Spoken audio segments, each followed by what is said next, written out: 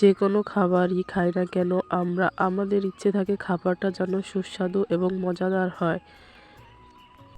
আর খাবারটা সুস্বাদু এবং মজাদার করতে একটু ভিন্ন রকমভাবে তৈরি করলেই হয়।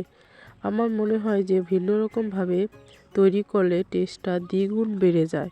সো আসসালামু আলাইকুম এভরিওয়ান, আপনারা সবাই কেমন আছেন? আলহামদুলিল্লাহ আমি ভালো আছি। আপনাদের সাথে আজকে শেয়ার করব ভিন্ন উপায়ে ডিম দিয়ে পাউরুটি স্লাইস ভাজা। সো প্রথমে আমি দুটি ডিম ভেঙে নিয়েছি, দেন তার মধ্যে স্বাদ মতো লবণ, সামান্য চিনি, ঝালের জন্য সামান্য শুকনা মরিচের গুঁড়া, দেন টেস্ট বাড়ানোর জন্য আমি দিয়ে দিয়েছি ম্যাজিক মশলা। ডিমের মিশ্রণের সাথে আমি সেই মশলাগুলো ভালো করে মিশিয়ে নিব।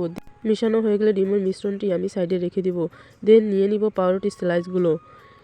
পাউরুটি স্লাইসগুলো ডিমের মিশ্রণের সাথে এপিট ওপিট ভালো করে চুবিয়ে নিব। এই ডিমের মিশ্রণটি যত মিশানো হবে পাউরুটি স্লাইসের সাথে, খেতে তত বেশি মজাদার হবে। ভালো করে মিশিয়ে আমি সেই গরম তেলে ভেজে নিব, লাল লাল করে ভেজে নিব। এই পাউরুটির নাস্তাটি আপনি যে কোনো সময় তৈরি করে নিতে পারেন। এত সহজ আর খেতে এত মজা হয়, একবার হলো বাসায় ট্রাই করবেন। আজকের ভিডিওটি এই পর্যন্তই। সবাই ভালো থাকবেন। আল্লাহ হাফেজ।